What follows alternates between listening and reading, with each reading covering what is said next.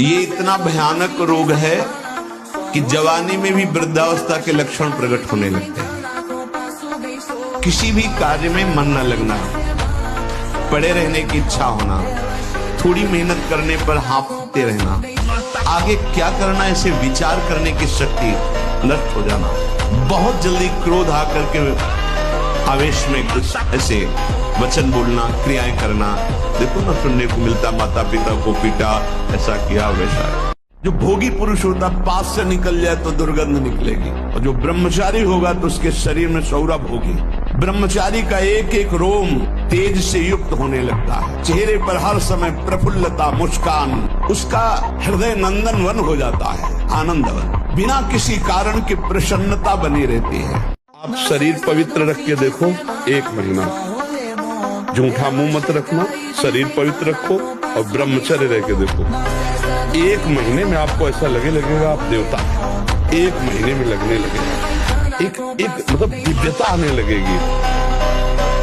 किसी भी माता बहन को भोग बुद्धि से, जैसे शास्त्रों में कहा गया, नरकस्य नारी, बात है कि तुम्हारी भोग भावना जो नारी के प्रति है ये नरक पहुंचा देगी। त्रिविधम नरकस्येदम द्वारम नासन्मात्मना कामः क्रोधा तथा लोभा तस्मादेत्रयम् त्यजेत्। माताओं बहनों की तरफ देख करके काम भाव से उनको देखना तो तुम समझ लो नरक जाने का रास्ता फिट कर रहे हो। और इंद्रियां और मन मिलकर आपको इतने गुलाम बनाए हुए, जिधर दिखवाना चाहे, जो सुनवाना चाहे, जो बुलवाना चाहे, जो खावाना चाहे, सब कुछ करने के लिए तुम तैयार हो। इसी को मिटाने के लिए, तुम्हारी गुलामी को मिटाने के लिए अध्यात्म गरज रहा है। अगर उसकी बात समझ गए तो ये सब तुम्हारे गुलाम हो जाएंगे। श्रद्धावान लभते ज्ञानम तत्पराग संहितेन्द्रिया। अब समझ में आया कि तुम आके हमसे हाथ मिलाते हो और दोस्त बनते हो और गला काटते हो हमारा। अये मन, आप तस्मात् शास्त्रम प्रमाणम ते कार्याकार्यो व्यवस्थित हो। अब वही करूंगा जो गुरुदेव बोलते हैं, जो गुरुवाणी बोलती है, जो शास्त्र बोलता है। अब तू जला ले, कितना जलाएगा मुझे, बिल्कुल तेरी बात नहीं मानूंगा। सच्ची माने, हम मजाक नहीं कहते कि विनोद में कहते हैं। एक भूसे में बैठ जाएंगे, सात्विक ब्रह्मचारी हो, सात्विक भोजन करता हो, और एक भूसा कस के मार दे तो मुंह बगाड़ देंगे। जो भैंसा और बकरा खाते हैं ना, मुंह बगाड़ देंगे। इनमें ताकत नहीं, ब्रह्मचर्य की ताकत, तपस्या की ताकत, सात्विकता की ताकत, बहुत बड़ी ताकत। सोचो, रक्त की आखिरी परिणति वो है वीर, और आप क्या कर रहे हैं? रोज कई बार आपका परिणाम क्या होगा? अगर रोज वो खून निकाला जाए तो आदमी की हालत क्या हो जाए? खून की आखिरी परिणति है अन्न रस, जो हमने पाया उसकी परिणति धीरे धीरे परिवर्तित होते हुए मांस, मज्जा, रक्त, वो आखिरी सप्तम धातु है वीर। शरीर को 2-4 घंटे तो इतना श्रम होना चाहिए कि वो एकदम फैल जाए। इतना श्रम होना ही चाहिए ब्रह्मचर्य पचाने के लिए। ये बैठे बैठे ब्रह्मचर्य नहीं पचता, उसके लिए या तो सिद्धासन, पद्मासन या परिक्रमा कम से कम 20 किलोमीटर ऐसा होना चाहिए। सुबह कम से कम 5 कोस दौड़ लगाओ।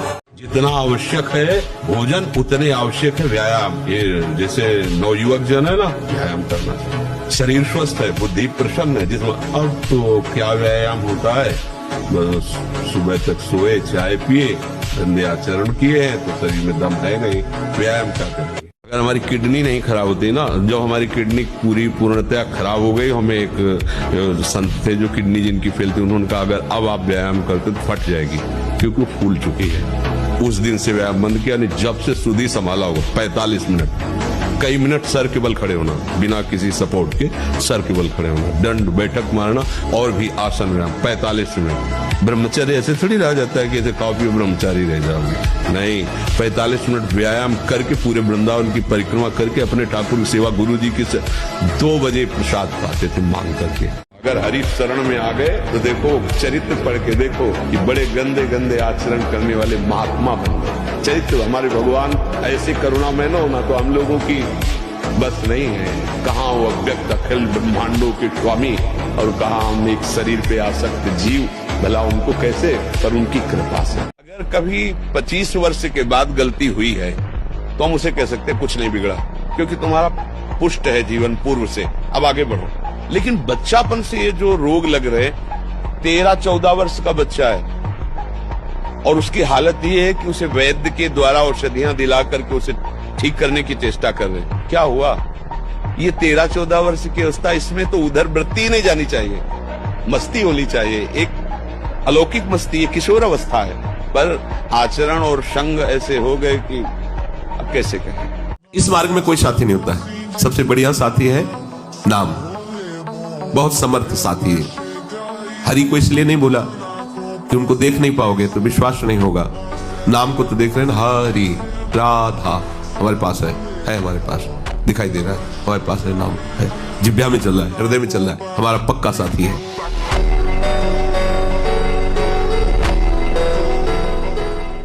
एक संत ने शिष्य को मंत्र बताया भूत सिद्धि का, तो भूत सिद्ध हो गया, प्रकट हुआ। उसने कहा काम बताओ, तो जो काम बताते हो तो फौरन काम कर दो। बोले काम बताओ, कहाँ तक बताए कि, तो बोले काम नहीं बताओगे तो उठा के पटक देंगे तुम्हें। उन्होंने गुरुजी से कहा तुमका एक बांस गाड़, इस भूत से कहो इस पे चढ़ो उतरो, ये मन एक भूत है, ये उठा के पटक देगा अगर इसे खाली हो। आप लोग मन को लगाना सीखिए, कभी नाम जप, कभी नाम कीर्तन, कभी सेवा में खाली मत रहो, खाली रहना ही पाप है।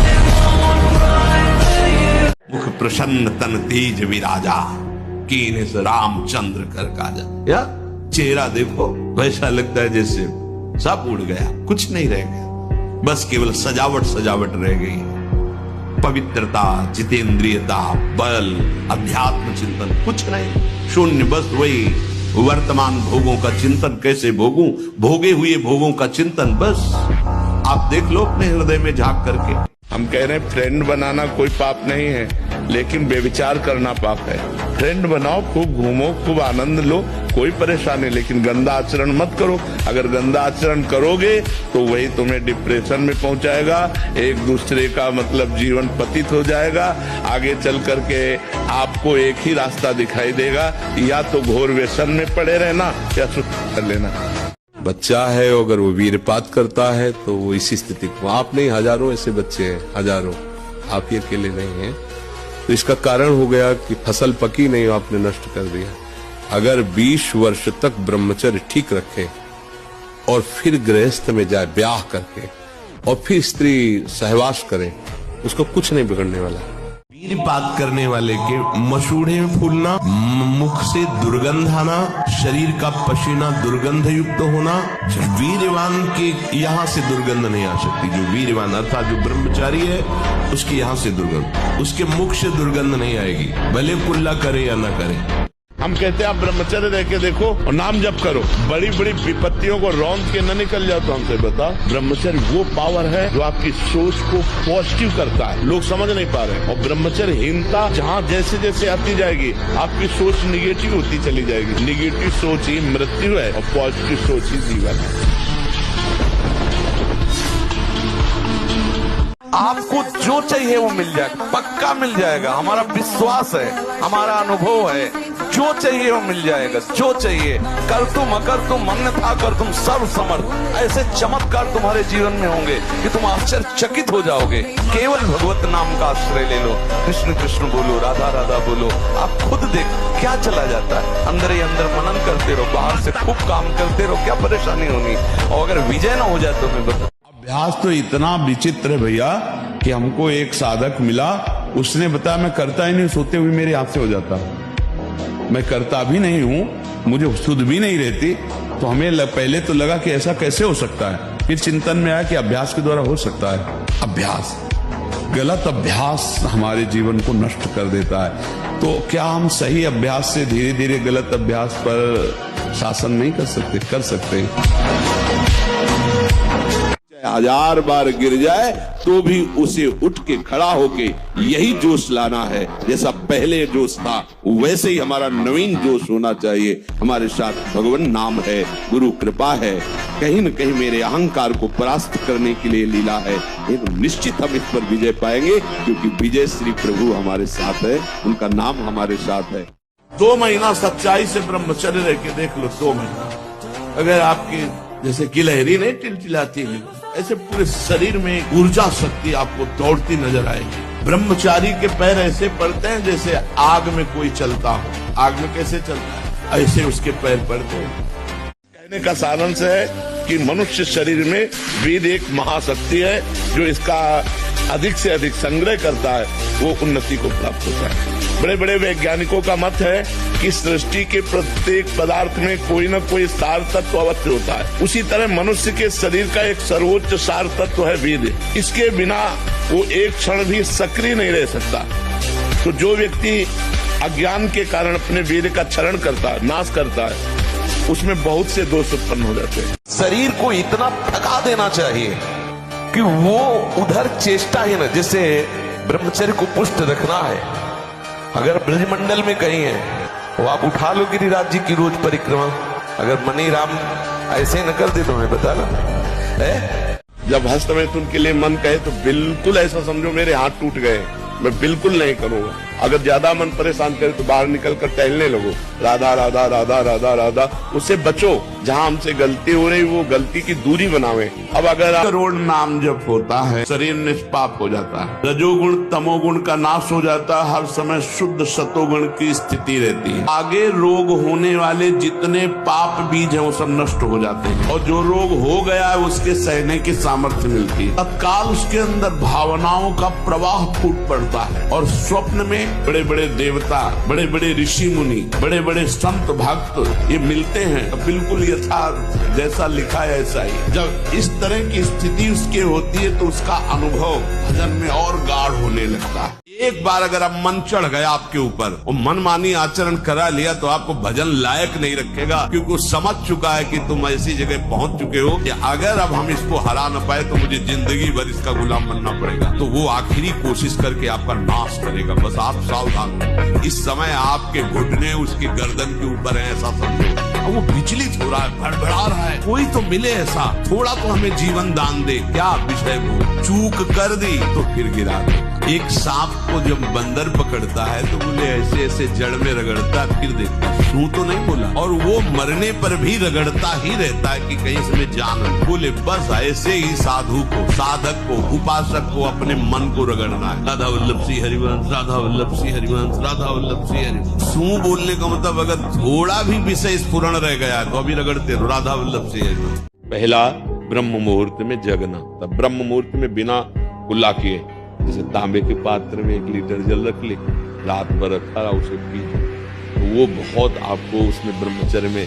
और इसके बाद थोड़ा टहलिए, वज्रासन में बैठ के फिर शौच जाइए, फिर स्नान कीजिए, जरूरी है। और फिर आधा घंटा व्यायाम कीजिए, कठोर व्यायाम जैसे दंड बैठक, ऐसे फिर आधा घंटा आसन कीजिए जो योगी का आसन है। फिर अपनी दिनचर्या में उतर जाए। 6 घंटे पद्मासनों पर बैठे, हिल बिना हिले डुले, भीषण कष्ट हुआ पर उसे शरीर शांत, तो सुषुम्ना नाड़ी खुली, वीर ऊर्ध्वगामी हो। प्राणायाम के द्वारा प्राणों का संयम, शरीर को व्यायाम के द्वारा स्वस्थ, आसनों के द्वारा वश में कर लेना, आहार के द्वारा पवित्र बुद्धि करना, इंद्रिय भोगों का दृश्य श्रवण संभोग इनसे दूर रहना, इंद्रिया पवित्र, तब जाके वीर ऊर्ध्वगामी होता है। उसे कहते हैं अखंड ब्रह्मचारी। ये बहुत बड़ा डिपार्टमेंट है माया का। चाहे लाख कसम खा लो, पूर्वाभ्यास गिराएगा, लेकिन तभी हम कहते हैं 1000 बार गिरो तो भी घुटने टेक कर बैठे मत रहो, तुरंत खड़े हो और फिर चलो और सोचो कि मेरे से त्रुटि कहाँ हुई, जहां मैं गिरा वो मेरे से गलती क्या हुई। तो आपको गलती समझ में आ जाए तो उस गलती को छोड़ो, आगे बढ़ो। महाभारत युद्ध समाप्त हुआ, भगवान ने अर्जुन से कहा रथ से उतरिए। उनका आज तक तो आप ही पहले उतरते रहे, सारथी उतरता है, अब आज ऐसा आदेश बोले उतरिए रथ से। रथ से उतरे, जो ही भगवान उतरे त्यों ही पूरे रथ में आग लगी। तो प्रभु ये क्या? बोले तो बहुत पहले जल चुका था, द्रोणाचार्य भीष्म आदि के दिव्यास्त्रों से कब जल गया था, ये तो हमारी कृपा से बचा था। 8 प्रकार के मैथुनों का सर्वथा त्यागी ही ब्रह्मचारी कहा जाता है। ब्रह्मचर्य ही महान सामर्थ्य, परम पुरुषार्थ, भगवत प्राप्ति का प्रबल साधन है। परम सुख का, परम शांति का, परम स्मृति का, महान धृति का ये प्रधान साधन ब्रह्मचर्य है। वैरागी के लिए नैष्ठिक ब्रह्मचर्य, आजीवन ब्रह्मचर्य। गृहस्थ मार्ग के लिए संयम पूर्वक ब्रह्मचर्य का बर्ताव करना। जब तक पाणी ग्रहण संस्कार ना हो तब तक ब्रह्मचर्य अवश्य रहो। 20 वर्ष या 22 वर्ष की अवस्था तक तो सबको जो भी बल है ना,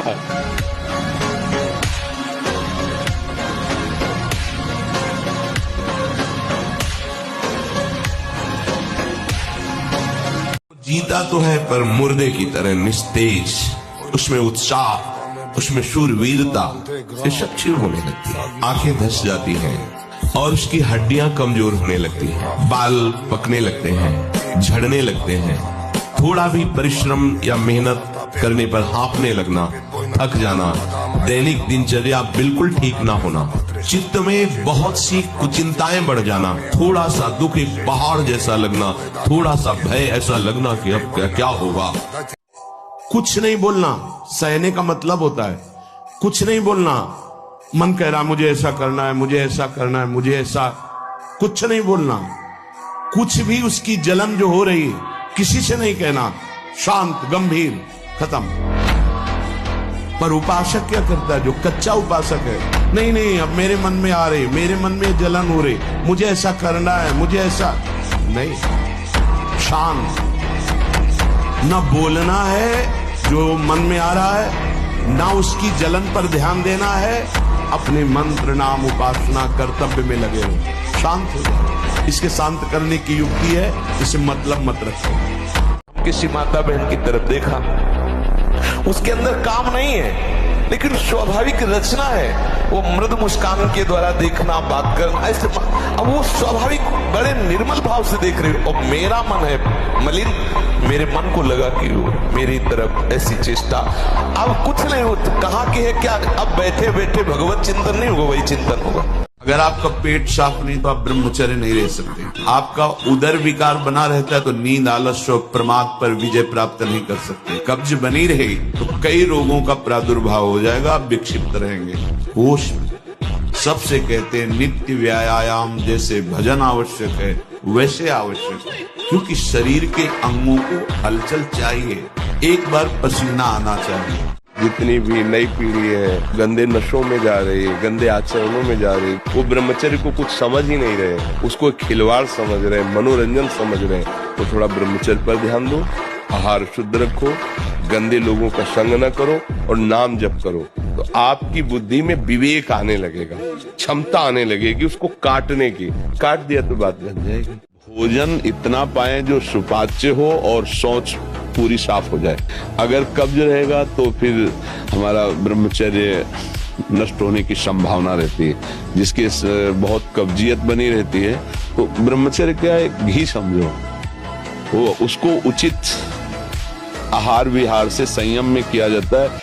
जहाँ आप बैठे, यहाँ एक वृद्ध रूप में बैठे थे और वो सफल जीवन जिसे संसारिक कहते हैं, तो उन्होंने कहा मैं पदाधिकारी भी रहा, हमारे पास फार्म हाउस सब कुछ है, पर अब मैं भयभीत हूँ, मरना पड़ेगा और कुछ मेरे साथ रह जाएगा, इसीलिए मैं आपका प्रवचन सुन के आया हूँ, मेरा भय निकाल दो।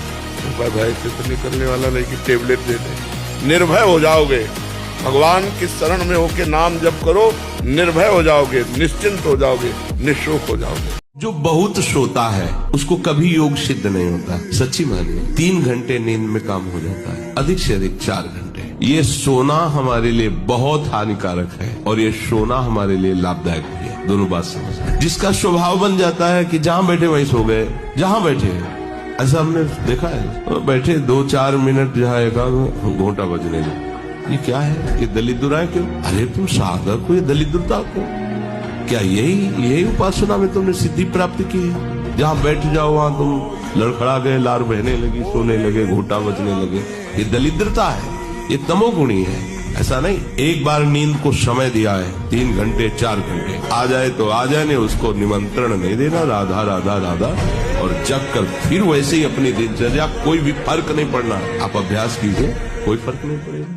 नए बच्चे हैं, ये इतना ही मान ले कि गलत आचरण न करें और नशा न करें, इतना ही मान ले तो हम इनके चरण छूते हैं, सब बच्चों के।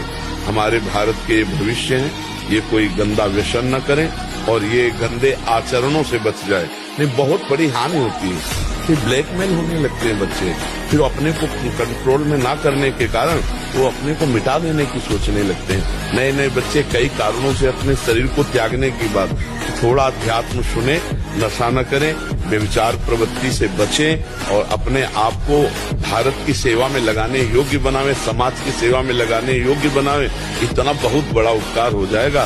ब्रह्मचर्य को बचाने के लिए 1 घंटा व्यायाम की जरूरत है। दवा कोई वर्जिश से बेहतर नहीं, नुक्सा है कम खर्च, बालान से शक्ति बढ़े, फुर्ती लहे, चोट न अधिक पिराए, अन्न पचे, चंगा रहे, कसरत सदा पाए। कम से कम 1500 दंड बैठक मारी, फिर 2, 4, 6 घंटे पद्मासन सिद्धासन में नस नाड़ी एकदम शुद्ध, तब वो ब्रह्मचर्य लगना चाहिए कि ब्रह्मचारी जाए। संसार की हर समस्या का समाधान, संसार के हर सुखों की प्राप्ति के लिए आपके पास पावर चाहिए, पावर। और वो पावर है भगवान का नाम। नाम से बढ़कर कोई पावर नहीं। राधा राधा रटना कोई खिलवाड़ समझ रहे हो? रट के तो देखो, अगर आनंद की धारा में न डूब जाओ तो कहला बिना भजन के कहीं किसी को कभी भी शांति, कहीं भी लाभ नहीं मिल सकता। ये पक्का समझ लीजिए। ब्रह्मचर्य का पालन करना होगा। प्रत्येक इंद्रियों का निर्विषय हो जाना वास्तविक ब्रह्मचर्य है। केवल जनेंद्रिय से ही ब्रह्मचर्य को नहीं लेते। हमारी प्रत्येक इंद्रिय भोगों से रहित होकर भगवत अनुराग, एक एक इंद्रिय अपने प्रभु में लग गई, अंतर्मुख हो गई, बाहर विषयों का त्याग हो गया, इसे ब्रह्मचर्य। पर प्रारंभिक ब्रह्मचर्य में जनेंद्रिय का ब्रह्मचर्य अत्यंत आवश्यक है। यदि जनेंद्रिय जन्म में विचार दोष से युक्त है तो कदापि भगवत प्राप्ति नहीं। व्यभिचारी शुभ गति चाहे असंभव। और भगवत मार्ग में सबसे बड़ा दुश्मन यही व्यभिचार दोष है, काम। इसी से हमारा हृदय मलिन होता रहता है। मन के अनुकूल चलने की बात को तुम्हें रोकना होगा। जब हम किसी विषय के वेग को सहते हैं, विषय नहीं भोगते, मन बहुत जलाता है। वो जलन हमको भगवत प्राप्ति की इच्छा प्रकट करती है। ब्रह्मचर्य का पालन करना ही होगा। प्राण भले चले जाएं, पर अब हम अगर गृहस्थ में हैं तो पराई स्त्री का काम भाव से न तो दर्शन करेंगे, न संभाषण करेंगे, न स्पर्श। पर स्त्री गमन सीधे दुर्गति है। जो कानून है वो कानून है, ये भगवत कानून है। जो स्त्री आपसे गलत चेष्टा की भावना प्रस्तुत करे, बिल्कुल दूर हो जाओ। नियम ले लो, 5 मिनट में एक बार राधा बोलेंगे। अब इसका चमत्कार देख लेना। 5 मिनट में आराम से एक बार राधा बोलना है। हर कामना की पूर्ति, इस लोक और परलोक में सब सुखों की प्राप्ति। एक बार 5 मिनट में राधा बोलो, बस एक बार राधा। 5 मिनट छुट्टी। 5वां मिनट अगला जाने ना पावे, करके देखना और 1 महीने में हमें बताना कैसा लगा। गृहस्थी कोई वो मार्ग नहीं कि तुम गंदे आचरण से चलो, ऐसा नहीं है। हम आपको दिखाएं, पति पत्नी सहित है और आजीवन ब्रह्मचर्य का नियम लिए हैं और 35 साल की अवस्था है, दोनों सुंदर है, अपने ही समाज में, अपने ही बात है। ऐसे कितने लोग, एक तो थोड़े, ऐसे कितने हैं 30-35 की अवस्था, आजीवन के लिए संकल्प वृंदावन में करके, संकल्प करके। मन, प्राण और वीर, ये तीनों का एक तारतम्य है। एक कंट्रोल में हो जाए तो ये दोनों कंट्रोल में हो जाए और आपका ब्रह्मचर्य ठीक है। स्वाभाविक बिना प्रयास के आपका मन एक शीतल, एक गंभीर, एक शांत, जहां लगाना चाहो एकदम तुरंत लग जाएगा। विक्षेप नहीं, अभ्यास और ब्रह्मचर्य। अगर हम स्त्री को, किसी भी स्त्री शरीर को देखकर भोग भावना करते हैं, हमारा पतन निश्चित है। कोई क्रिया हो या ना हो, ये चिंतन वाली बात है, ध्यान रखना। किसी भी माता बहन को भोग बुद्धि सिद्ध, जैसे शास्त्रों में कहा गया नरकस्य नारी, बात है कि तुम्हारी भोग भावना जो नारी के प्रति है, ये नरक पहुंचा देगी। त्रिविधम नरकस्येदम द्वारम नासन्मात्मनः कामः क्रोधः तथा लोभः तस्मादेत्रयम् त्यजेत्। माताओं बहनों की तरफ देख करके काम भाव से उनको देखना तो तुम समझ लो नरक जाने का रास्ता फिट कर रहे हो। जब ब्रह्मचर्य रहा जाता है तो उसको सुविधा माया देती है ब्रह्मचर्य नष्ट करने की। ये बैठालना चाहिए। जैसे आप नियम लिए कि मैं आजीवन ब्रह्मचारी रहूंगा, तो आपको पक्की सुविधा एक समय आएगी कि आप आराम से भोग लीजिए। कोई निगेटिव नहीं, कोई नकारात्मक सोच भी नहीं आएगी। आप उसको स्वीकार करें, क्योंकि आपके व्रत को भंग करने के लिए माया ऐसी सुविधा देगी। कि तो साधक जीवन भर इस बात से सावधान रहे यदि नैष्ठिक ब्रह्मचर्य। आहार ठीक हो, भजन साधन से चिंतन आप अपना ठीक कीजिए और संकल्प दृढ़ निश्चय के द्वारा उन अशुभ क्रियाओं को दूर कीजिए। जो अशुभ क्रियाएं आप करते रहे तो आप सुधर जाएंगे। नहीं तो देखो कुछ दिनों बाद ऐसा होने लगेगा, आप देखना आपकी विचार शक्ति लुप्त हो जाएगी। आपके अंदर बिना किसी कारण के शंका बनी रहेगी, भय बना रहेगा, घबराहट बनी रहेगी। हर व्यक्ति से बात करने में चिड़चिड़ापन आए, मतलब कितनी तरह की परेशानियां आ जाएंगी।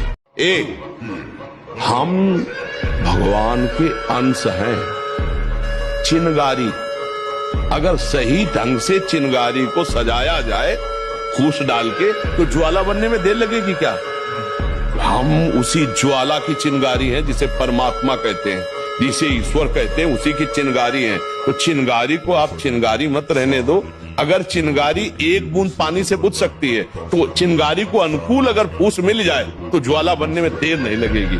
जितना बढ़े उतना ही नाम बढ़ाओ। देखो रौंदो, निराश क्यों होते हो? हरिदास हो, ते शेरों का मार्ग है, सूरवीरों का।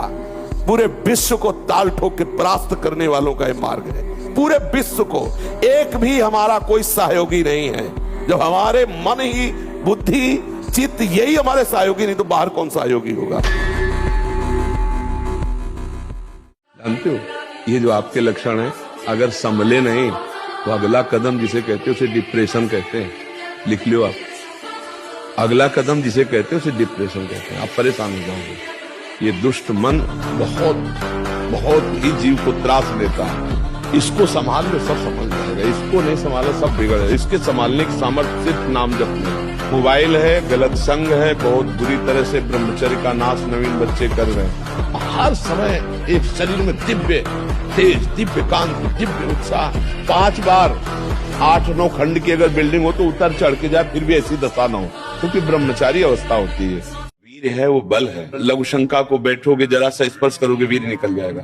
आपकी दुर्गति हो जाएगी यदि आप हस्तमैथुन करेंगे नई अवस्था में। तो ब्याह होने के बाद आप गृहस्थी लायक नहीं रहेंगे, संतान उत्पन्न करने लायक नहीं रहेंगे, आपकी क्षमता नहीं रहेगी। डॉक्टर से ऐसी औषधि लो जिससे वीर पुष्ट हो। कई प्रकार की ऐसी आयुर्वेदिक औषधियां आती है जो वीर को पुष्ट करती है। और अगर वो थोड़ा वीर पुष्ट हो, आप थोड़ा व्यायाम करें नित्य नियम से, और थोड़ी देर सत्संग सुने, नाम जप करें, तो निश्चित परिवर्तन हो जाएगा। नाम जप करोगे ना तो फिर सब ठीक हो जाएगा। नाम जप में बहुत सावर है बच्चा, सब ठीक हो जाएगा धीरे धीरे, लंबे समय तक। उबना नहीं। और जब आपको समय मिले तो 2-4 बार आओ, यहाँ का वायुमंडल आपको पवित्र करेगा। सोते समय आपको समय नहीं देना व्यर्थ चिंतन का। उसी समय विषय चिंतन होता है, उसी समय विषय भोग की आकांक्षा जागृत होती, उसी समय विषय देखने की इच्छा होती। मोबाइल है तो जिस समय आप अपनी शैया पर जाएं, स्विच ऑफ कर दें। ये जो रात्रि के शयन के समय मोबाइल में इधर उधर दृश्य देखने हैं, अपने सर्वनाश का बीज बोना, ये उस समय मन आपको परेशान करेगा जब कमरे की सिटकिनी अंदर से बंद हो। जब आप गंदी बात कहीं देखोगे तो आपके अंदर वैसे ही चिंतन बनेगा, वो ऐसे ही लगेगा, मैं भी ऐसा करूं, मैं भी ऐसा भोगूं, मैं भी ऐसा देखूं। मान लीजिए आप जब आप नींद में जा रहे हैं तो बिल्कुल मानो मृत्यु शैया पे जा रहे हैं। आपको उस समय नाम जप में बहुत ध्यान देना है, कहीं मन बहक न जाए। कैसे साधक हो? जहां मन आया वहां तुम्हारी नेत्रेंद्री जा रही, जो मन आया श्रवणेंद्री से सुन रहे, जो मन आया वाक्येंद्री से। ये क्या है? साधना हो रही है। बहुत सावधान। इन दुष्ट इंद्रियों पर शासन करने का अवसर हमें दिया है भगवान। इनको स्वतंत्र छोड़ने का, इनको मनमानी आचरण करने का नहीं दिया। साधु होके या भक्त होकर, वैष्णव होकर, भगवत मार्ग के पथिक होकर इंद्रियों को ऐसे मत छोड़ो, बहुत शासन में रखो। हमारा जब ब्रह्मचर्य निकल जाता है तो हमारी स्मृति शक्ति लो हो जाती है और निगेटिव चिंतन बढ़ने लगता है। ये हम आपको पक्की बात बता रहे हैं। जब हमारा ब्रह्मचर्यहीनता जितनी बढ़ती चली जाएगी तो ओवर थिंकिंग उतनी बढ़ती चली जाएगी और निगेटिव चिंतन बढ़ता चले जाएगा। तो उसको जहाँ विश्राम है उसका नाम डिप्रेशन है। और जब हम ब्रह्मचर्य से रहेंगे, पवित्र आचरण करेंगे, पवित्र भोजन, तो हमारा पॉजिटिव चिंतन होगा। तो हम विपत्ति में भी, जहां हमें फंसना चाहिए वहां भी हम निकल जाएंगे पॉजिटिव चिंतन के प्रभाव से। कब्ज रहेगा तो स्वाभाविक वीर्यपात हो जाएगा। कब्ज होने पर भजन में रुचि नहीं रहती कि आप भोजन केवल उतना ही पाइए जो बिना औषधि के आपकी आंतें पचा ले और कब्ज ना होने पावे। कब्ज होने पर प्रमाद स्थिति रहती है। बहुत सावधानी की जरूरत है। कब्ज रहित होना है तो प्रातः काल उठ करके सबसे पहले भगवत स्मरण, गुरुदेव को प्रणाम, वृंदावन को प्रणाम, संतों का स्मरण। फिर पानी को गर्म कीजिए, आधा लीटर, 1.25 लीटर, 1 लीटर, 1.25 लीटर, जितनी तुम्हारी पीने की सामर्थ्य है, हल्का गर्म करके और वज्रासन में बैठ करके आराम आराम से पीजिए। 15 मिनट वज्रासन में बैठकर धीरे धीरे पीजिए। थोड़ा टहलिए उस पानी पीने के बाद, फिर सो जाए। नाम उच्चारण करते ही पाप भस्म होना शुरू हो जाते हैं। जैसे कोई शक्तिशाली अमृत के प्रभाव को ना जानकर अनजान में भी पी ले तो अमृत तो अमर कर ही देगा ना। या भाव से पी ले तो अमर तो कर ही देगा, नाराज होके पी ले तो भी अमर कर देगा। वैसे ही अनजान में भाव से कुभाव से जैसे भी है, भगवान नाम उच्चारण किया तो तुम्हारी श्रद्धा की अपेक्षा नहीं, नाम अपना प्रभाव दिखा के रहेगा।